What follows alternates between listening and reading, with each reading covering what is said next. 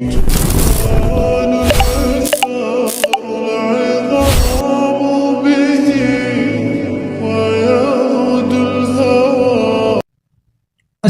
علیکم ورحمۃ اللہ وبرکاتہ۔ پچھلی ویڈیو کے اندر وضو کا مکمل طریقہ بتلایا تھا۔ آج کی اس ویڈیو کے اندر انشاءاللہ العزیز حسب وعدہ غسل کا مکمل طریقہ بتلایا جائے گا، تو ویڈیو کو مکمل دیکھیے گا، انشاءاللہ العزیز اس سے آپ کو بہت فائدہ ہوگا۔ پہلے مرد حضرات کے متعلق بات کرتے ہیں۔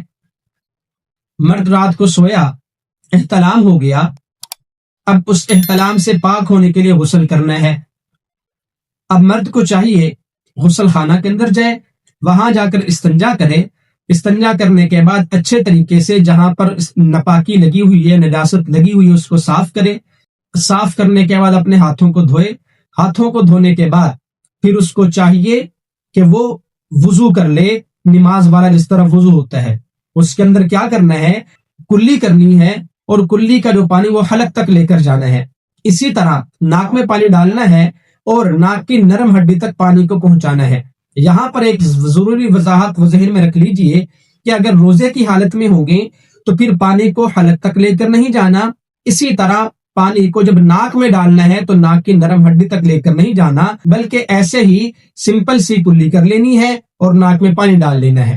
اس کے بعد پھر اپنی دائیں طرف ہم نے پانی ڈالنا ہے، پھر اس کے بعد اپنے بائیں طرف پانی ڈال کر پھر اپنے سر کو ٹوٹی کے نیچے کر لینا ہے۔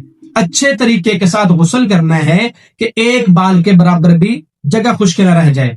غسل کرنے کے بعد پھر اپنے پاؤں کو اچھے طریقے سے دھو لے۔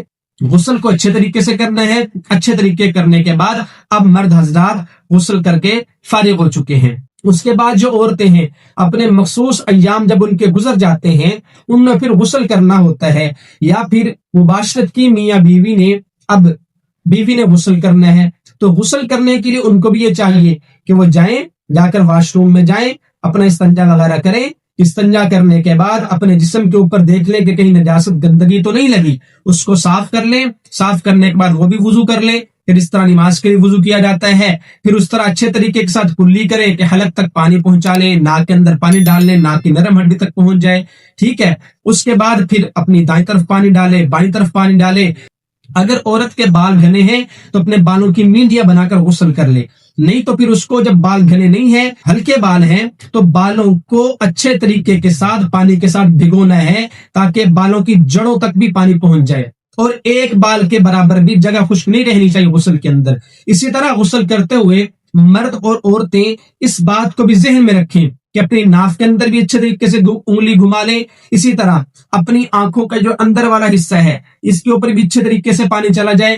ناک کے اندر پہلے پانی چلا گیا تو پورے جسم کے اندر کوئی بھی ایسی جگہ خشک نہ رہ جائے کہ جس جگہ پر آپ کا پانی نہ پہنچا ہو۔ اسی طریقے سے غسل کے اندر ایک اور بھی احتیاط ضروری ہے۔ اکثر ہماری خواتین حضرات وہ ناخن بڑے بڑے رکھ لیتی ہیں، کچھ مردوں کو بھی شوق ہوتا ہے وہ بڑے بڑے ناخن رکھ لیتے ہیں، ان کے ناخنوں کے اندر میل ہوتی ہے۔ اب یہ جو میل ہے، اب یہ ظاہری بات ہے جب تک یہ میل اندر ہوگی یہاں تک جڑوں تک پانی نہیں پہنچے گا، تو اس لیے چاہیے کہ اپنے ناخن کو کاٹ لیا کریں۔ ناخن اگر رکھنے کا زیادہ ہی شوق ہے پھر ناخنوں کو اچھی طرح صاف کر لیں۔ بہتر یہ ہے کہ ناخنوں کو کاٹنا چاہیے۔ یہ انبیاء علیہم الصلاۃ والسلام کے مسنون طریقوں میں سے یہ ہے کہ وہ ناخن کاٹا کرتے تھے، تو اس لیے ہمیں بھی چاہیے کہ ہم اپنے ناخن کاٹ لیا کریں، اور کوشش کریں جب بھی ناخن آپ کے بڑے ہوں تب ہی آپ ناخنوں کو کاٹنا شروع کر دیا کریں۔ یہ نہ دیکھا کریں ناخن بڑے ہو گئے جی اب ہم نے جمعے والے دن ہی کاٹنے ہیں، جمعے والے دن ہی ناخن کاٹنا مسنون ہے، بلکہ ایسی بات نہیں ہے۔ جس وقت بھی آپ کے ناخن بڑے ہوئے ہوں آپ فوراً ان ناخنوں کو کاٹ لیں۔ تو اس لیے غسل کرتے وقت ان چیزوں کا بھی ہم نے احتیاط کرنا ہے کہ یہاں پر پھر اسی طرح ہماری مائیں بہنیں جو ہوتی ہیں وہ نیل پینٹ لگا لیتی ہیں۔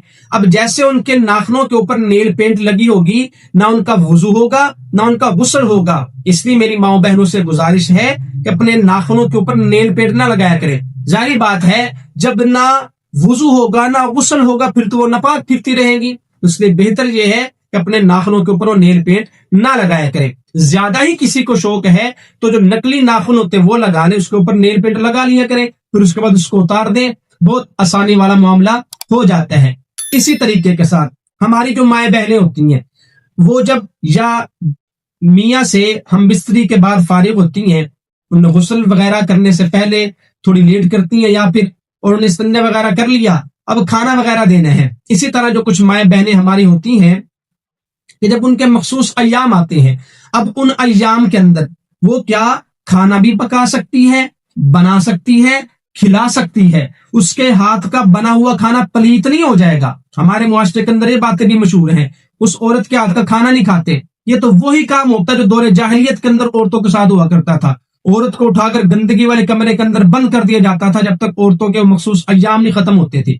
इसी तरह अगर औरत ने हम बिस्तरी कर ली मियाँ के साथ, अब हम बिस्तरी करने के बाद किसी को भूख लगी है, अब बीवी उठती है और जाकर खाना लाकर दे देती है, तो बीवी को चाहिए अपने हाथों को धोए, अच्छे तरीके के साथ इस्तिंजा वगैरह कर ले, उसके बाद गुस्ल बाद में कर ले। किसी को भूख लगी हुई है तो जाकर उनको उठाकर रोटी दे सकती है।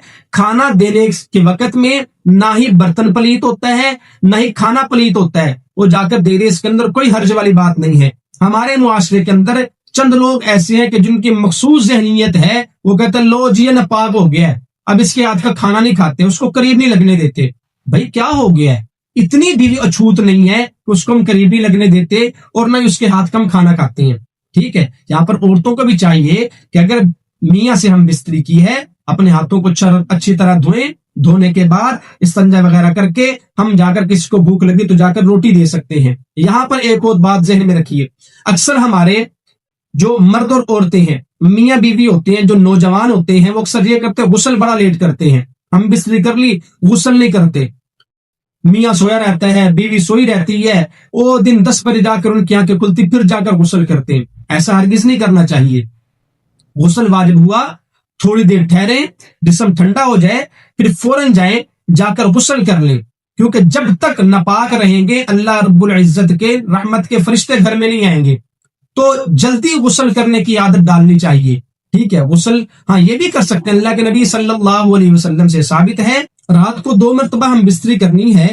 पहली मरतबा हम बिस्तरी करने के बाद वो जाकर इस्तिंजा कर लें, इस्तिंजा करने के बाद फिर दोबारा हम बिस्तरी करना चाहते हैं तो वो कर सकते हो, उसके बाद फिर वो गुस्ल कर सकते हैं। गुस्ल में देर नहीं लगानी चाहिए।